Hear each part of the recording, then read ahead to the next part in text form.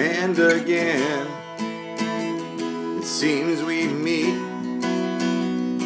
in the spaces and on the screen. We always say video notes won't be long, but they always seem so long. Always seem so long. Always seem so long.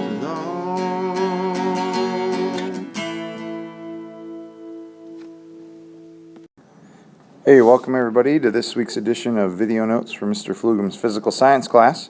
Today we're talking about the gas law problems. Alright, Boyle's law and Charles' law. And this is going to go on page 22 in your science notebook. Alright, thanks for tuning in. Let's get started. Alright, so getting started here, I just wanted to review pressure with you, right? So pressure is the force exerted on a certain area, right?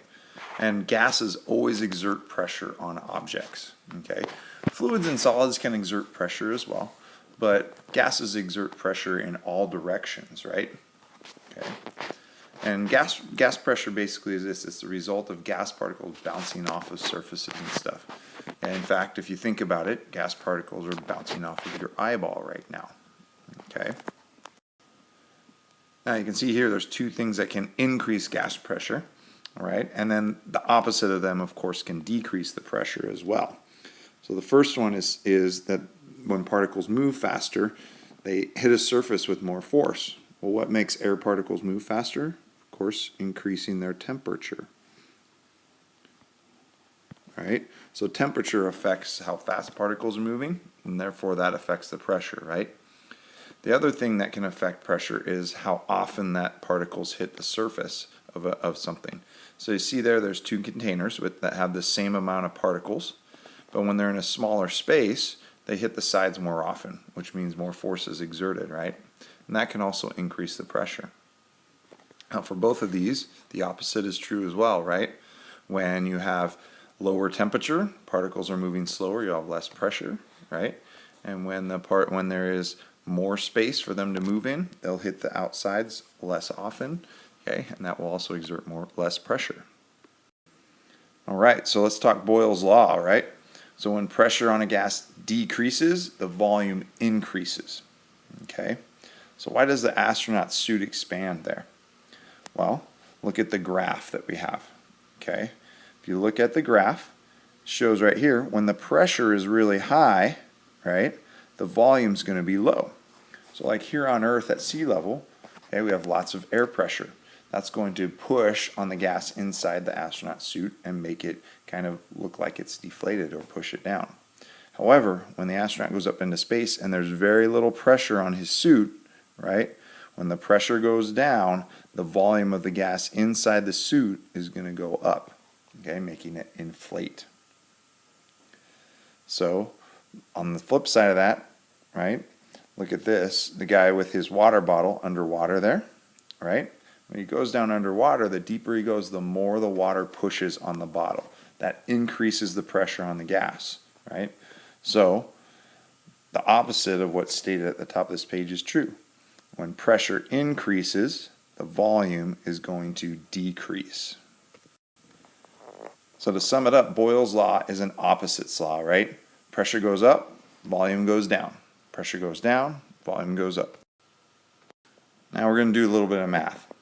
So this is a Boyle's law problem, right? And here's Boyle's law equation.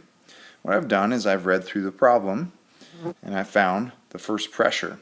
So the first pressure I come across is 101 kilopascals. So I plug it in the equation.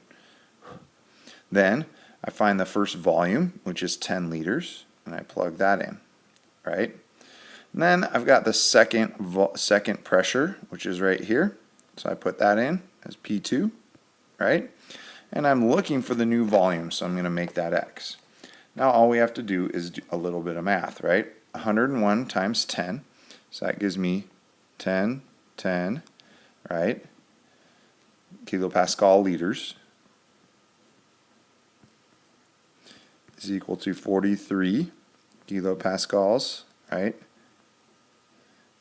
Times X. Now to find x, I got to divide by 43, right? And that's kilopascals. What ends up happening is those cancel out. And if I do 1010 divided by 43, I get x is equal to 23.5 liters. Okay, if you notice, the units cancel out here, right? Okay, kilopascals go away, and liters, which I want for my answer, is left over. Now remember the Kelvin scale, right? I just want you to think about this because we need to use this for Charles' law, right? All you have to do is take the Celsius and add 273. Okay, so if I have 25 degrees Celsius, that is 298 kelvins. Okay, well, what would 10 degrees Celsius be? You should be able to do that in your head, right? How about negative 14 degrees Celsius? Well, I'll tell you this, that is 259. All right, so Charles' law says this. It says when temperature goes up, the volume of a gas will go up too. All right, you can see my little illustration there, right? When the temperature is lower, the volume is smaller. And when the temperature is higher, okay, you can see right there, the temperature increases, the volume increases. And basically it comes down to this, right? When the particles move faster, they exert more force, right? Remember talking about that? And that pushes things out and makes the container expand. The opposite would be true if we cooled things down, right? So Charles' law is different from Boyle's law, right? Not only does it deal with different things, those things relate to each other differently. Because of this, right? When the temperature goes up, the volume goes up, right? And when the temperature goes down, the volume goes down. All right, now just a little bit of quick math with Charles' law. There's Charles' law equation, and I've pointed some arrows at the values that match to it. Here's the deal, though. We have to change the temperatures to kelvins, right?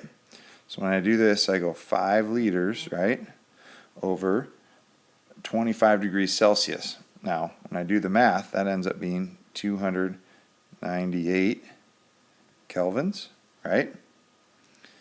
That's equal to. Now I want to know what the new volume is, so I'm going to leave V2 up there, okay? And 30 degrees Celsius, that is 303 kelvins. Now what I'm going to do is this. I'm going to cross multiply. That's how we solve these, right? So I'm going to go 5 times 303, that is 1515, right? I'm going to go 298 times V2, make those equal to each other. Now, I just do this. I divide to find the answer. And in the end, V2 is equal to 5.1 liters. All right. Now, to make this as simple as I can, both Charles' law and Boyle's law, even though they have different equations, you do this. You multiply two numbers, and then you divide by the third to find the answer. Now, thanks for tuning in, you guys. I hope this was helpful.